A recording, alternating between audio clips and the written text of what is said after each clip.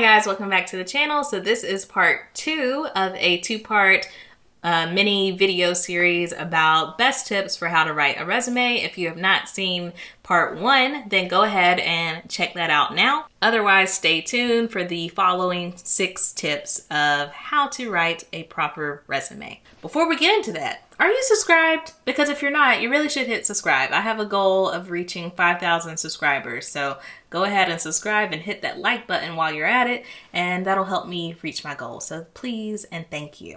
Okay, so this is officially tip 7, because this is a continuation from the last video. So tip number 7, make your resume easy to scan. And by that, I mean easy to scan by humans, but also the ATS, which if you haven't seen the last video, that's an applicant tracking system, which is like the machine that's going to read your resume before the hiring manager reads it.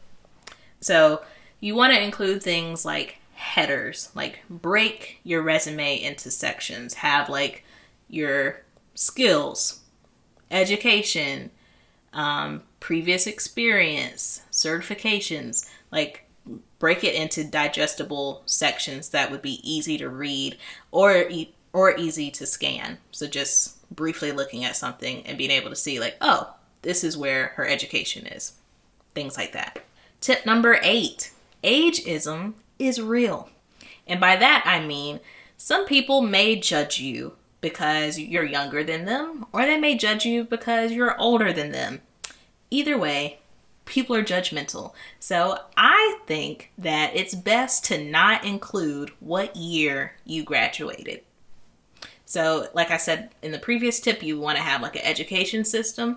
They don't need to know that you graduated with from undergrad in 2019.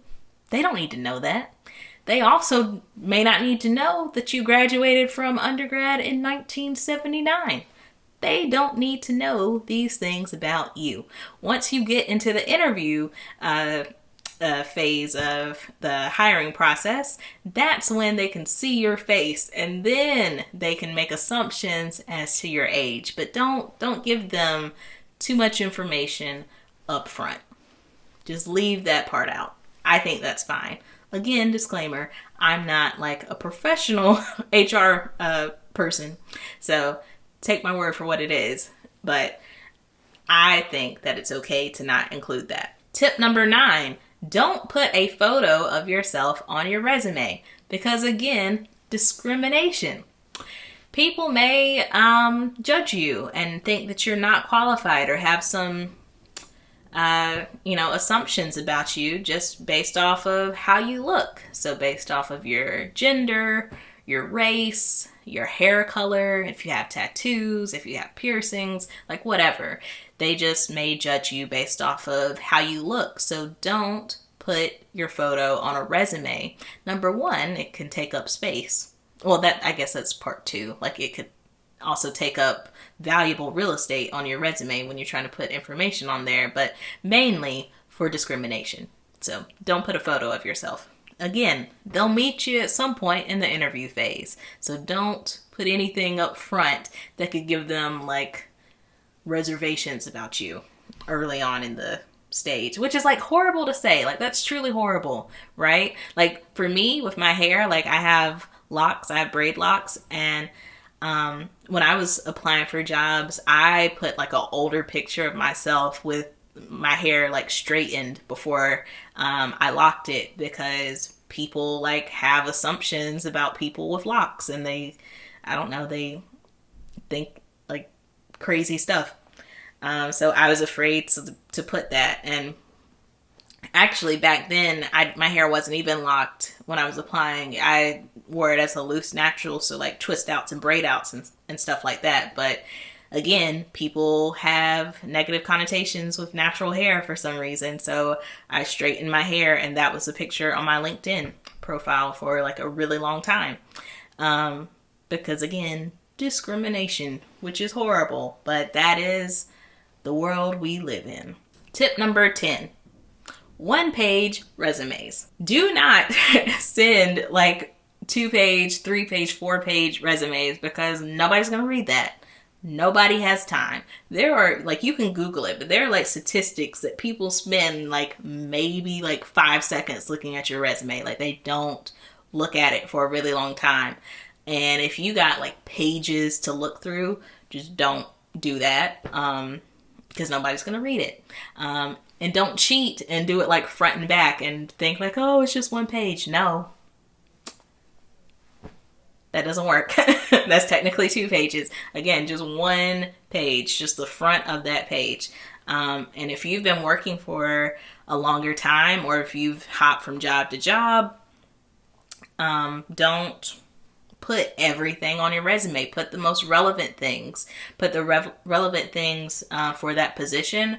Or if all of your past experiences are relevant, put the most recent ones. But don't, like, you can't put everything that you've done if it's going to make it more than 1 page. Tip 11, don't be humble.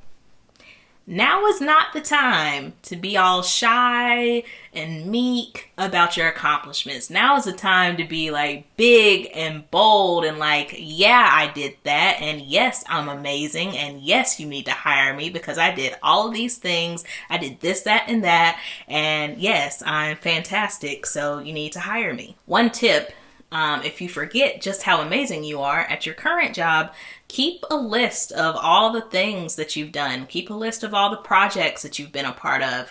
If you've mentored or trained anybody, if you've had to do presentations to like the higher ups of your company, whatever, like make a list of any and everything you've done. And so that then when it is time for you to start applying for new jobs and creating resumes, you can go back to your list and you can look at it and like, oh yeah, 6 months ago I did this project, or yeah, about a couple years ago I did this, and that's how you can just like go through that list and then pick something for that resume that like pertains to the job that you're applying to. So, pro tip. And the last tip, tip number 12, keep track of all of your resumes. As you know, or if you don't know, you're about to find out, with online hiring or, like applying to jobs online, it is a numbers game. You are not going to just apply to one job and get it. If you do, you're lucky, and that doesn't typically happen. You're going to apply to a lot of jobs, like a lot of jobs, a lot. And it's going to be important for you to remember what jobs you apply to. So the last time like I was applying for jobs, I had a spreadsheet and I had a row for each job that I applied, and I had a column for the company name and then the job title, what day I applied, did I submit a cover letter as well.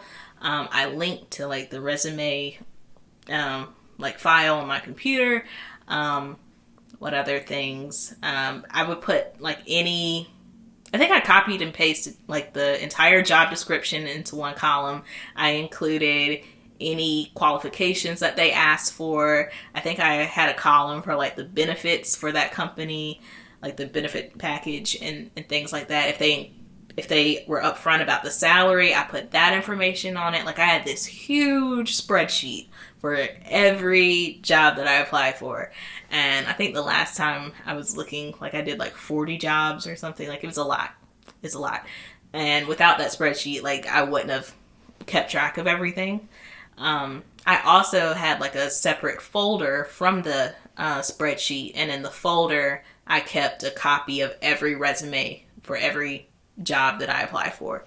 So keep track of everything, because unfortunately, you're going to be applying to a lot of jobs. But hang in there. Hang in there. What is for you is already yours. So just wait for it to happen, because it's coming. So those were my tips, and that concludes this video series of how to write a proper resume. I really hope this was helpful. These are really trying times, and I know that a lot of people are unemployed right now. So I hope this video helps someone who is in the middle of the job search process.